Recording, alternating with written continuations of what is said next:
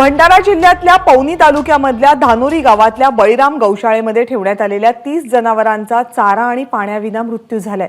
गडचिरोलीतल्या कुरखेडा पोलिसांनी कत्तलखान्यात नेणाऱ्या जनावरांना ताब्यात घेऊन धानोरीतल्या बळीराम गौशाळेमध्ये 2 दिवसांपूर्वी पाठवलं होतं।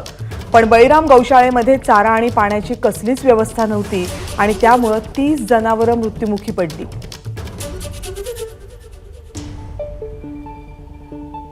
या घटनेसंदर्भातली आणखीन माहिती आपले प्रतिनिधी प्रशांत देसाई आपल्याला देत आहेत। प्रशांत, निश्चितच कविता ही एक धक्कादायक आणि किडसवाणी बाब भंडारा जिल्ह्यामध्ये घडलेली आहे। गडचिरोली जिल्ह्यातील पोलिसांनी जी तस्करी होत होती जनावरांची ती रोखली। मात्र ही जनावरे ही भंडाऱ्यातील बळीराम गौशालेमध्ये 2 दिवसापूर्वी पाठवली होती। या गौशालेच्या संचालकांनी कुठलीही चाऱ्याची किंवा पाण्याची व्यवस्था केली नाही आणि 2 दिवसापासून उष्णतेमध्ये वाढ झालेली आहे, तापमानात वाढ झाली आहे।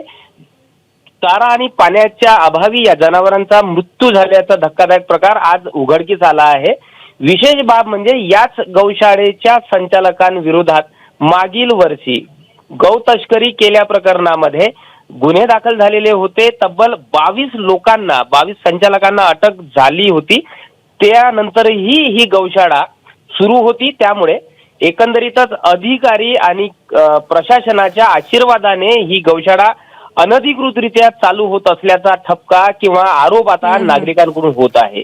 हा आज जो प्रकार घडला हा नक्कीच धक्कादायक आहे। कविता, धन्यवाद या सगळ्या माहितीबद्दल प्रशांत। एबीपी माझा, उघडा डोळे बघा नीट।